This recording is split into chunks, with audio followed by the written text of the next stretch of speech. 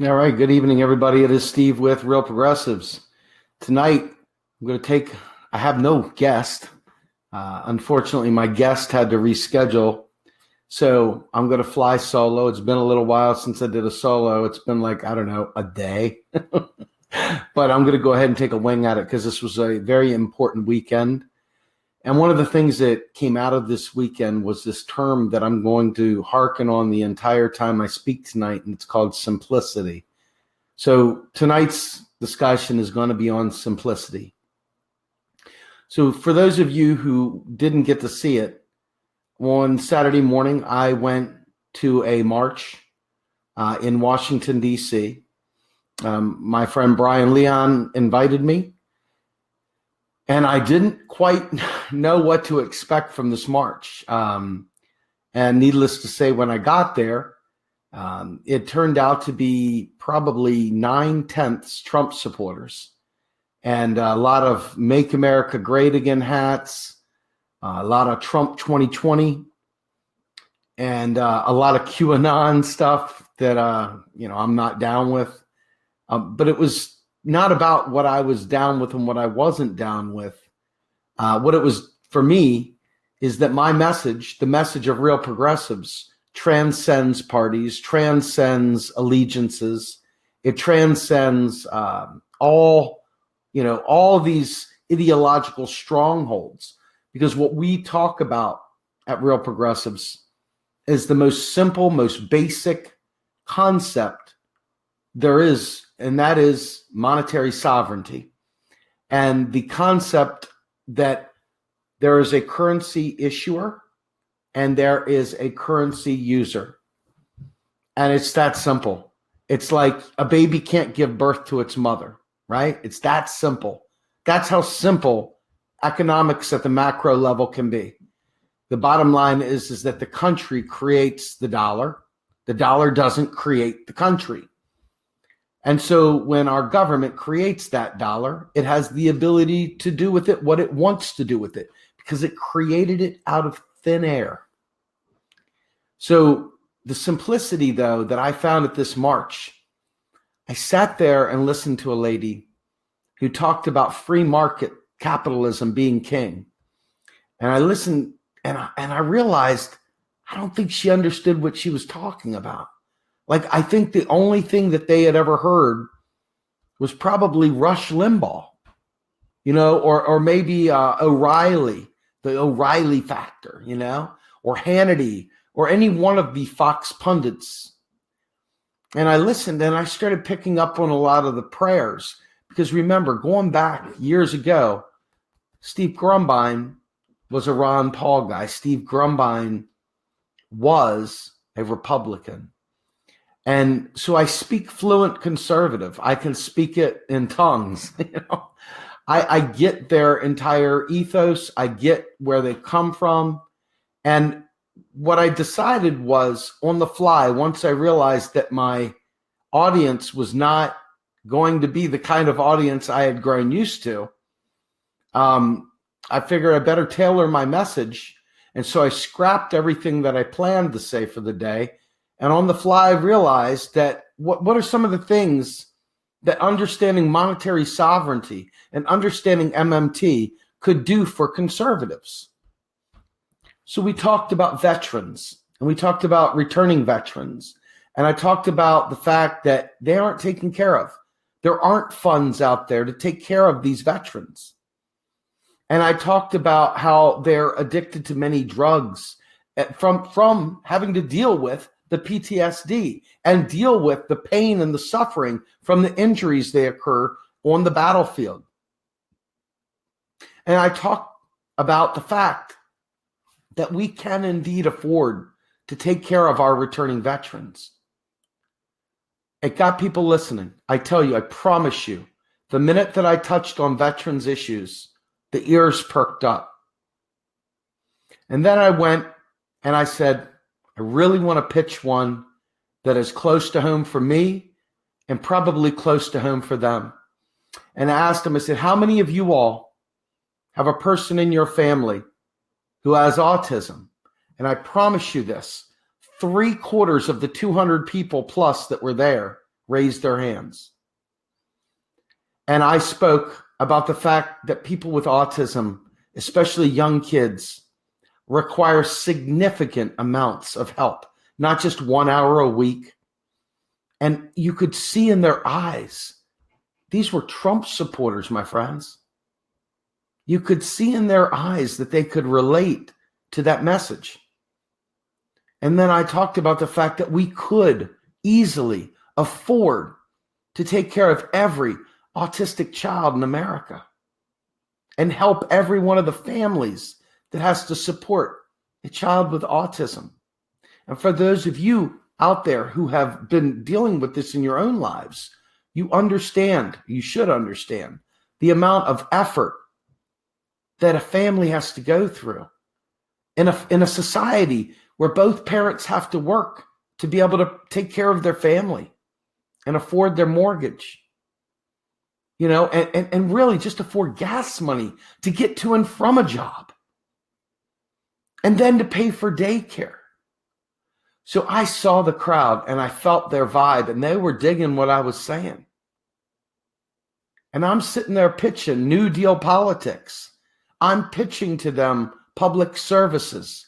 I'm pitching to them things that probably aren't pitched to them by their home teams. And I asked them some basic questions about what gives the dollar its value. And of course, you had one guy raise his hand and say, oil. And it's like, wrong. And I had somebody else say, taxes. I was like, yes. Taxes are what give our money its value, because by forcing us to pay taxes with our dollars, and no other thing can we pay taxes in, you naturally have to have dollars. You got to have them, right? So now you have to do things to get dollars. And so you have a natural economy, which is, the legal economy, the official economy, whatever you want to call it. That economy that you and I participate in. But what happens when you're mentally ill? Or what happens when you were born into generational poverty and you grew up in an area where committing a crime was par for the course, and you're cut out of that official U.S. economy? The American dream is no longer there for you. Well, you've got to find a way to survive. So what do? You start a different economy, right? You go out there and you sling rocks. You sell drugs. You go into prostitution. You kill somebody for money. You do whatever you have to do to survive. You steal. Whatever it is, by any means necessary, you do what you have to do to take care of you and yours. And the environment that you're in will dictate much of that. And I'm telling you right now, many of those people heard the stories they heard where I was coming from. They understood. And I could tell you something else too, and this is really incredible. There was an adult kid, if you will. I mean, adult being relative, he's probably early 20s, and he was severely autistic himself. And he had a Make America Great hat on. And he came up to me and he said, he really, was struggling getting the words out of his mouth. But he wanted me to know that what I said touched his heart, and that he was autistic, and that he really appreciated me talking about that, and that he hoped that other parents would hear this message, and that he was afraid that other autistic kids would be put down or killed and stuff like that because they're too much of a burden. And, reading the news today, there's a man who just came out and said, yes, I admit it, I killed my 5-year-old autistic son. Folks, this is no joke. And this is the level at which I was hitting them with modern monetary theory. It was at a level that they could relate to and understand. It wasn't all deep about, the Treasury does this and the Federal Reserve does that and blah, blah, blah. It wasn't anything like that. It was just simply, every time you hear them say that we're broke, they're lying. Every time you hear them say we've got to reduce the deficit, they're lying, kind of thing. And then another lady came up to me and she gave me a pen and she gave me a pad of paper, and she gave me a business card. And she was heavily involved in autism. And she says, listen, honey, she goes, you're doing great things up there. She goes, we may not be on the same political side, but she said, we're fighting for the same causes. I'm thinking to myself, I am nonpartisan. I'm here to present a message of hope to anyone that will listen to me, to anyone that will listen to me. And yes, I'm not going to lie. I have a progressive agenda that's backing what I'm saying. But once you understand the economics of it, you'll want a progressive agenda also. So these were simple concepts. This wasn't some deep economic discussion. I didn't have to break out, ledgers and show the assets over here and the liabilities over here. I didn't have to trace any transactions out. I just had to make the point. A, hey, I don't like Hillary any more than you do. B, I don't trust the suckers down the street any more than you do. And C, I believe in we the people, us, this gang here. You guys want to talk about the Constitution? Let's talk Constitution. Article 1, Section 8, and we're talking about Congress has the ability and the power of the purse to make money, to create money, to spend money into existence. This is the kind of stuff that resonated with conservatives. Now, when I say this to progressives, they have a difficult time grasping it because progressives have been lied to every bit as much as conservatives have.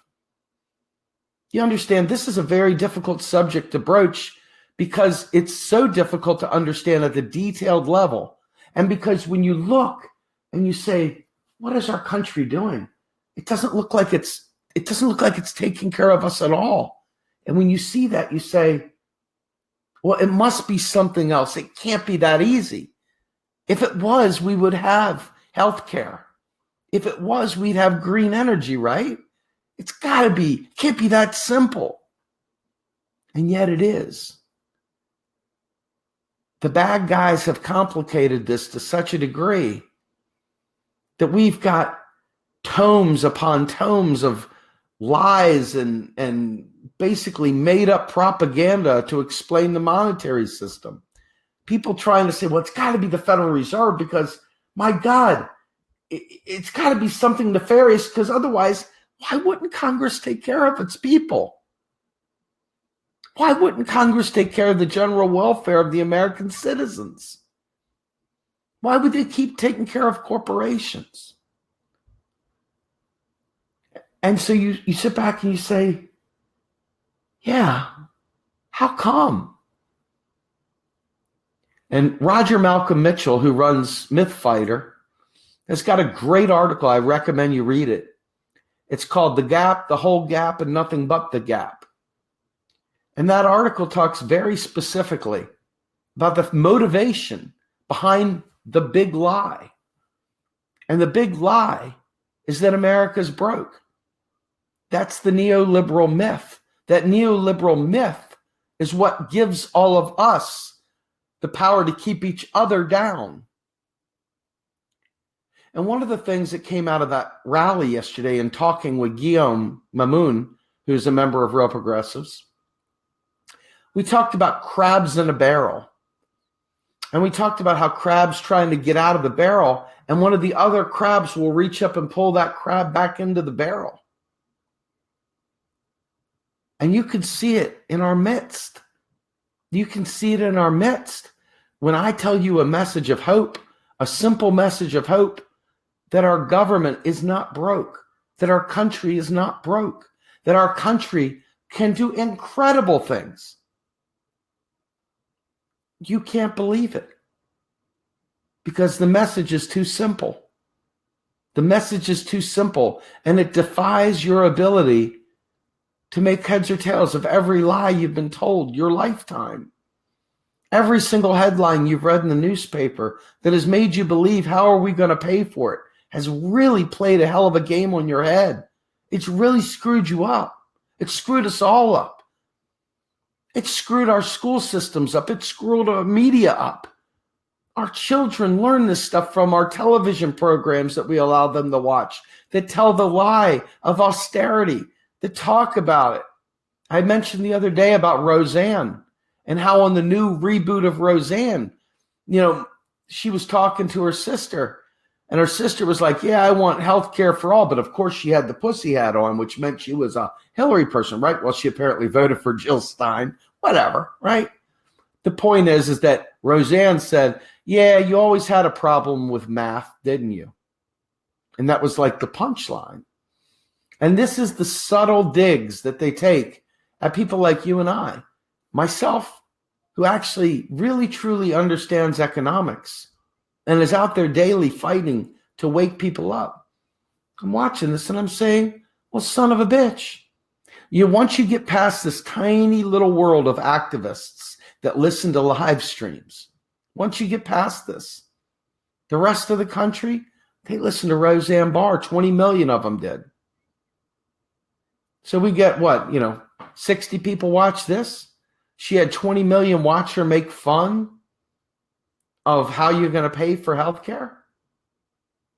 Folks, I'm telling you right now, that's a simple message too. It's a simple wrong message. But the right wing has simple messages down in a way that you'll never be able to compete with. Because they take the household budget analogy that we're broke. When you look at your bank account, you say, gosh, I don't have enough money to pay my bills. How can the government do it? It's wrong. The government must live within its means. Government has no means. The government is the means. It creates the money. So do you see how they play this game about making us feel the sense right here that get you right where it hurts, right? They know you can't afford to take care of your family. They know that you can't go on vacation. They know that you can't just jump in a plane and fly somewhere. They know that you can't afford these things. So they make it so that the government can't either, by leveraging your own pain, instead of realizing that by the government spending, it alleviates your and my pain. It's pretty sinister, isn't it? And it's very simple. Simple touches people in places, it's almost criminal how they use simple but wrong messaging to destroy our planet, to destroy our lives, and destroy our trust in our government. Our government is supposed to be for the people, by the people. But it's for the people, by the corporations now. And the reason why corporations can have that kind of control is because we didn't know any better. I've talked to friends that talk to me about slave time labor, and there's really not a whole lot of difference. In the South, they owned their slaves. In the North, they rented them. And now we're all on rent. We're all rented slaves because they have literally prevented us from being able to save any money, to be free of making bad decisions.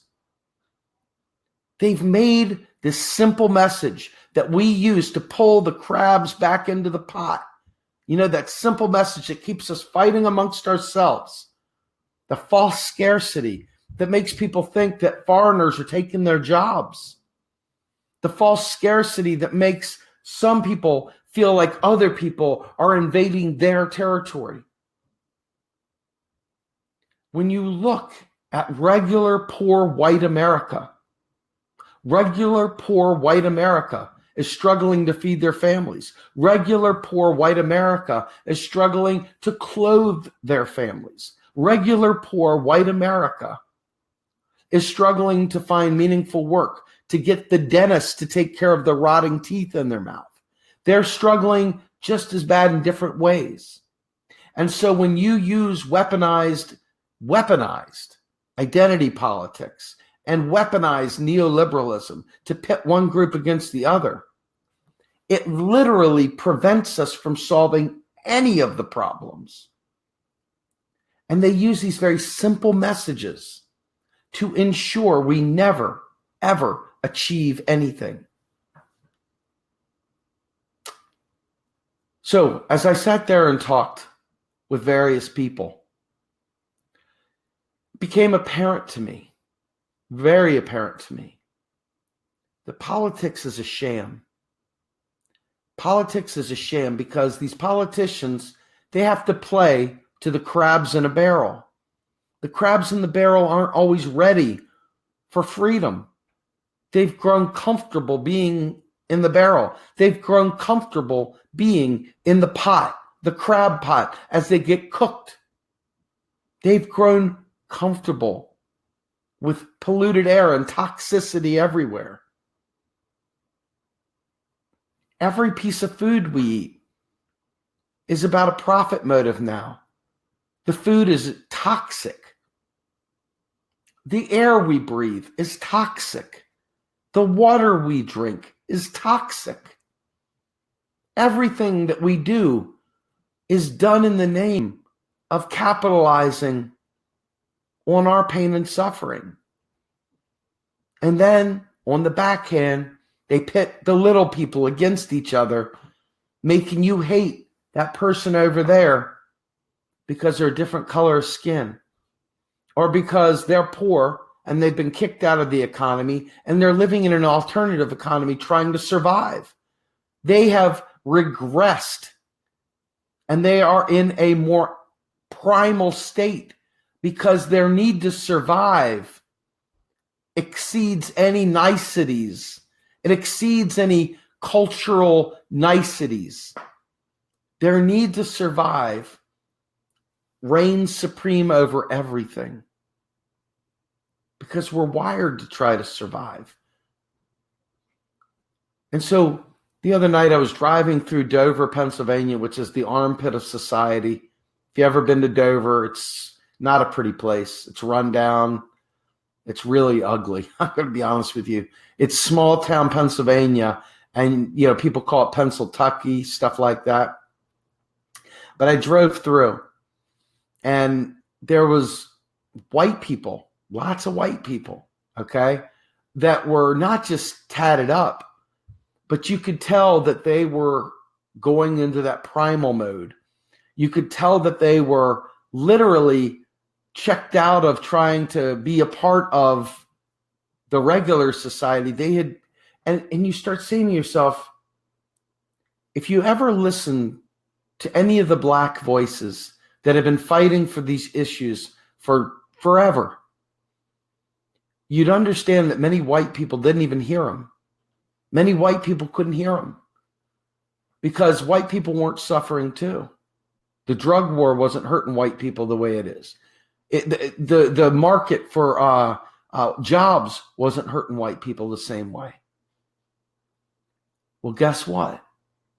As neoliberalism goes into extra innings, white people are starting to feel the pinch pretty damn hard now. So all of a sudden now you've got a whole new class of people, whole new different group that have been eliminated from the regular economy. And there is some rumblings, some writings that I've been reading that say the next wave of political power will not come from the educated, will not come from those who have, quite frankly, done the studying, etc. It'll come through a populist uprising from people who have given up on life, from people who have been marginalized. And that should be terrifying, because as much as you want to see those people and all people taken care of, we have to do the right things too. We have to know what to do. And it's very important that people that do know what they do get out of their ivory towers. Stop with the pontificating. Stop with the highbrow commentary. Stop using very specific language that works well in academia and bring it down to the street so people understand it in their language. Because I'm telling you right now, you can be right as rain. You can be right as rain. But if you're not reaching the people, it's going to get ugly, and it's going to get ugly fast because they are hurting. And they being we. You know, I looked in the mirror the other night and I realized I don't think I have a single tooth in my mouth that isn't in some way, shape, or form rotting away. And I thought to myself, you know, I used to give a shit about being good looking or trying to be good looking, and I used to care about these different things. Now I'm Spartan. Now all I care about is trying to change the world. I don't care about how I look, but I do know that my teeth hurt. I do know that my teeth hurt very, very badly. And I wake up sometimes, like right now, left side of my tongue swollen from rubbing on a sharp point on one of my teeth. One of these chipped, broken off teeth in the back of my mouth, making my tongue swell up. I don't know if you can tell, changing my voice, I can. But this is Steve Grumbine, who has 2 master's degrees. This is Steve Grumbine, who started his PhD. This is Steve Grumbine, who had the chops to start Real Progressives. This is Steve Grumbine, who has a good senior level job. This is Steve Grumbine, who owns his own home, but literally is one fart away from being in deep, deep trouble. I mean, there is zero stretch. There is zero buffer. If I screw up, I'm done. I'll lose my home. And what happens in families when they lose the home? I bet you statistics are pretty high that financial troubles cause families to break up too. Wouldn't you say so? I've been through it a few times, so I'm pretty sure I'm right. So now what do you have in the system? You got kids. So these simple messages have huge cascading effects, domino effects, extreme pain, extreme pain. Now, if you don't get what I'm saying right now, I'm going to take ownership that I haven't been clear enough. But I can tell you right now, many times I've looked up and I thought, at 270, 280 pounds, I wonder what kind of rope I'd need to tie up through those rafters so I don't have to worry about this shit anymore. No, I'm not going to do that. I'm not in danger of that. That's not where I'm at. But I'm letting you know that I've thought about it before. And I'm letting you know that millions of others have thought about it before. And thousands upon thousands of people commit suicide every day. In this country alone, almost 50,000 people a year commit suicide because of joblessness. These are all things that are regular people, whether you're a Republican, whether you're a Democrat, whether you're green, whether you're like some independent, whatever, whether you're a Movement for a People's Party, socialist alternative, your own sovereign citizen, whatever. All of these conditions affect all of us, right? You realize it's never been about race. It's never been about gender. It's always about class. It's always been a class struggle. And so as we sit here and we watch Group A fighting against Group B that would be allies, we realize that the simple message that the country is broke, that we can't afford nice things, goes right over the heads of most people. They're just like, nothing's ever going to change. I can't do anything about it. You know, I raised up in that march yesterday, I raised up the fact that the Congress was able to pass, $800 billion military budget without raising a nickel of taxes. They were able to cut taxes, in fact. And you saw the people realizing, oh crap, what did he just say? Simplifying that message. Now, of course, you get somebody who's read some blogs somewhere that filled in the void with their own gibberish and their own legends and whatnot. Read the hieroglyphics on the cave. And they want to tell you about the private Federal Reserve. They want to tell you about all this stuff. But let me tell you, the Federal Reserve came to be because Congress wrote it into existence. It's just the simple truth. Do you like the Federal Reserve? No. Why? Because you didn't know any better. They suck, whatever. I don't care. Doesn't matter. The fact of the matter is that when Congress authorizes spending, guess what the Fed does? It makes payments clear because government checks don't bounce. It's simple. It's that kind of simple. Okay? It's that kind of simple. And so naturally, when people don't know, they don't accept the simple truths. Any conspiracy theory that comes down the pipe, any story that sounds exciting or nefarious, it's right there. It's theirs to take. It's what they'll hold on to. It's because it's easier to believe in the boogeyman than to believe that we actually have the power to make a change. You have to look at your parents all of a sudden and say, why the hell didn't you fight for me, Mom and Dad? Why the hell didn't I fight before now? And some people can't handle that kind of truth. Some people can't handle the fact that they let it slip away. But I believe in we the people. I really do.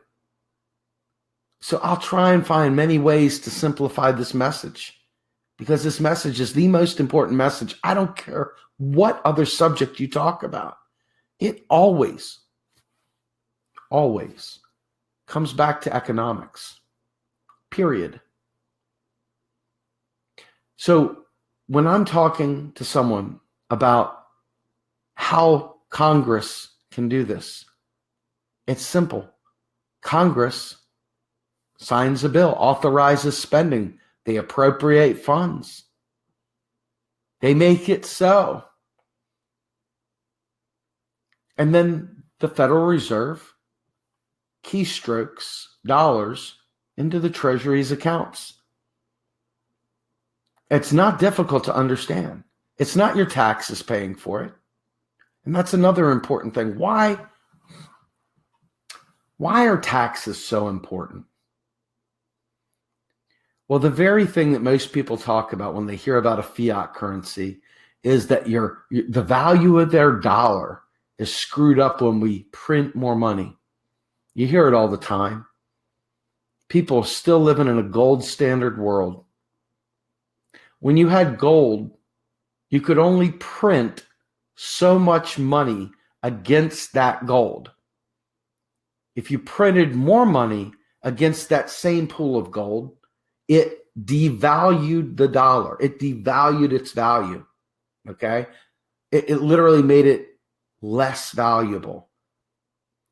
So when you got rid of dollars, it made the dollar more valuable. But the problem is that in that environment, you had all kinds of external groups that could manipulate the value by hoarding gold, by asking for debts to be paid only in gold. Now all of a sudden, people go to the bank and demand gold instead of their paper. And banks would run out of gold, and you would have bank runs, and all of a sudden the system would come down crashing. Okay? This is simple stuff to understand. But people complicate it. We don't have that environment anymore. The thing that backs our dollar is taxes. Do taxes need to be 90% to make them effective? No. Do taxes need to be cut down to 0% to be effective? No. Taxes drive the need for currency. So if you and I were playing a game of trace what the dollar does, right? The dollar would be spent into existence by Congress decreeing a bill, by Congress signing a bill into law. That sends instructions to the Treasury and then to the Fed. The Fed keystrokes, literally keystrokes, money out of thin air into the Treasury's account. The Treasury then issues payments to whoever that bill that Congress wrote said those payments should go to. If it's Social Security, the payments are sent out. If it's the military and some tank manufacturer, the payments are sent out. If it's welfare, the payments are sent out. Wherever Congress authorizes spending, the payments go out. And then, after they take that money back in taxes, it's deleted. Because every time Congress spends, it spends new money into the economy. And every time it taxes, it takes money out of the economy. This is so simple. Your mind may complicate it, but this is very simple. There is no pool of gold to devalue your dollar. As long as we have people that are not working or working to their potential, the government can continue to spend to get them to their potential. Unemployment is a demand leakage. We're missing something. Something's screwing us up. We can continue to spend until we get to full employment. And we can even spend after that, provided there is a demand and ability to meet that demand for those services. So, for example, we want Medicare for all. Well, what if we wanted better than Medicare for all? We want free college. We want green energy. We want our infrastructure rebuilt. Where's the cap on spending? How much is too much? How much is too little? It's really simple. This is super simple. There are three sectors in the economy. Three buckets in the economy, three bathtubs in the economy, three spigots into the economy. We have public debt, which is the federal government spending money. We have private debt, which is you and I borrowing money from banks. And then we have what we call rest of world, which is offshoring money, trade, balance of trade, whether we're in deficit or surplus, whether we're a net importer or a net exporter, etc. And also personal savings. That's money that's taken out of the economy as well. You do the math and you can realize relatively quickly that we have a $500 billion annual trade deficit. So we're starting from day one, short $500 billion in the bathtub of the economy because of a trade deficit. So you know that the government needs to spend at least that much money back into the economy to offset that leakage. Then you look at our private debt. That's not just us. That could be states. That could be these corporations. That's anything that's not a currency issuer that's taking on debt that must be repaid. And you start looking at student loan bubbles. These bubbles are being created all over the place. And when they burst because people can't pay, that's when they take action. But then you got the public debt, right? Some old archaic idea of selling bonds to quote unquote finance deficit spending, right? Was created. Well, it doesn't finance anything. What it is the basic income for rich people, for big countries that want to take their existing US dollars that they've purchased through selling things, maybe China because they sold goods and services in the US. They have their own US dollar holdings. They want to earn interest on those. So they park them at the Fed and they invest in US bonds. Okay? They get a small interest. Others that buy bonds, right? They get a small interest. It's a guarantee. There is no way it's going to not make money. So they go ahead and put it in there. But this doesn't finance anything. Their dollars are taken out. They're sitting there in a time-boxed account. Maybe it's short-term, maybe it's long-term, whatever. But the government is the only one, the federal government is the only one in those three buckets that can spend, period, because it creates the money. You and I eventually run out of private credit. We eventually can't borrow anymore.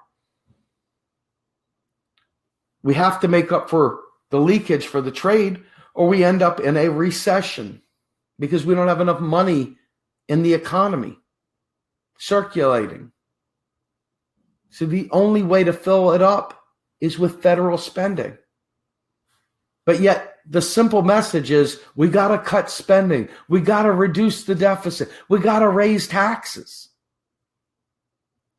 And so we end up literally shooting ourselves in the foot, thinking we're doing the right thing because we think taxes are what we have to pay for things, to pay for these services. But you realize it's not true. That's not how it works. The circuit, remember the circuit.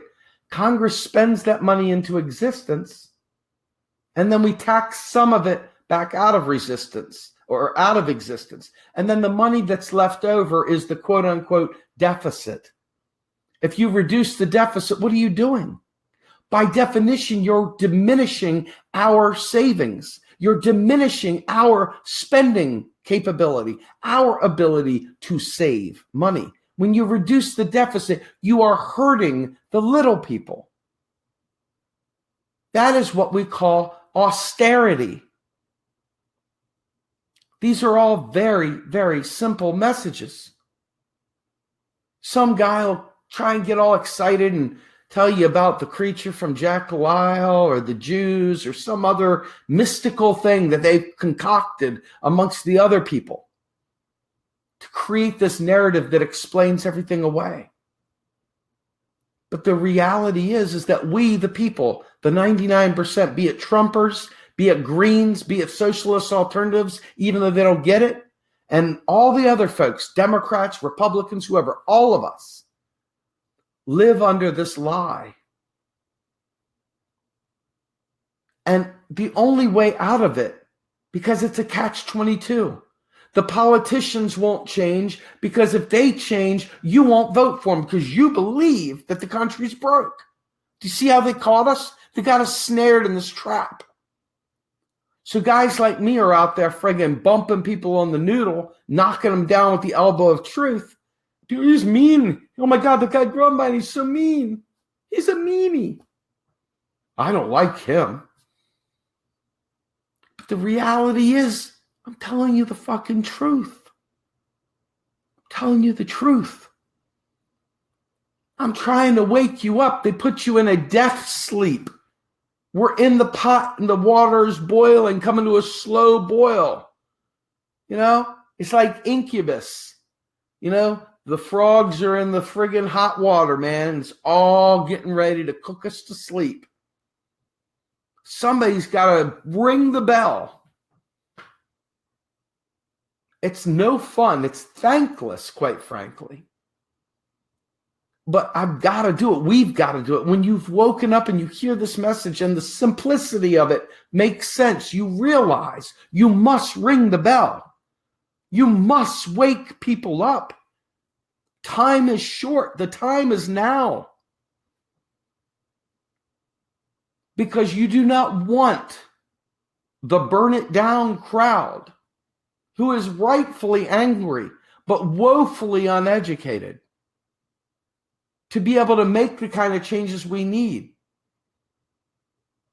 Their anger and rage of being kicked out of the economy, of being unable to take care of their family is real and legit, and it's up to us to fight for them before they burn it down. Because I can tell you this, The autistic children of the world aren't going to be able to survive the burn it down crowd. The handicapped in this country are not going to be able to survive the burn it down crowd. The elderly are not going to be able to survive the burn it down crowd. The families that have many children are not going to be able to survive the burn it down crowd. It needs to be a people-based movement. And it doesn't matter what party you are. And it doesn't matter what party the politician that represents you is. We unite as the 99%. And we take this simple message of truth to town halls, to your congressman's office, to the media. You don't hear Lee Camp talking about this. Why not? You don't hear Tim Black talking about this. Why not? You don't hear H.A. Goodman talk about this. Why not? You hear Debbie and Claudia talk about it, but they talk about it with the Rothschild spin. They do the, I don't know what's going on, so let's create a story spin. And you begin to understand that until we take this very, very simple message and we drive it home, politics be damned, none of us will be able to survive the burn it down. I'm telling you, my friends, this simple message, the United States government is far from broke. We could have an incredible country, and we could be incredible partners to the rest of the world. We could have a beautiful, sustainable planet. We could all be taken care of. And we don't need to burn it down to do it either. But this simple message seems to be too simple for many of us in the 99%. My faith and hope is not in political parties. It's not in elected officials. It's in you and I taking control of our lives and talking to them, talking to all parties. Because I believe most of those politicians don't know any better than you do or did. And they're afraid. And you need to give them the strength and air cover to do right by us. And if they don't, pitchforks and torches, my friends, we take over. But we do it with our minds. And we do it with our partnerships and our friendships. And we begin to recognize that everybody is struggling. Even the people 1 inch above the pig slop, they're struggling too. Because they know that if they slow down for 2 seconds, that axe is going to chop them too. And maybe they've convinced themselves of some story that allows them to believe that free market capitalism and, this whole austerity thing is really the right thing. Maybe they've convinced themselves because it fits whatever mode of operation they have. But for the vast majority of Republicans, Democrats, Greens, Socialist Alternatives, PIPs, MPPs, independent sovereign citizens, we must unite around the understanding that our nation isn't broke, can't go broke on debt denominated in its own currency, and that we should take the public money and spend on the people. And it's not contingent on cutting it somewhere else. It's not contingent on raising it on someone else. It's not having to come from some rich guy. It's not having to come from some corporation. In spite of them, we can win. Let's render them irrelevant and spend on the people without worrying about these wealthy oligarchs and plutocrats. And then when we're done taking care of each other, we take them down. We friggin' burn them down. We take and we raise the taxes on them. And we bring about the economic equality that we require to have a sustainable society. But before we go after them, we institute a federal job guarantee that makes sure that people can serve their local communities if the private sector won't do its job. If our government fails, we have a job guarantee as a right. And if we do that, we take the power out of the hands of the capitalists, of the corporations. They no longer have a stranglehold. We now have mobility. We now have freedom. I'm here to tell you that the message is simple, and simple will win the day. But it's going to require a commitment. You can't check out. You can't get bored.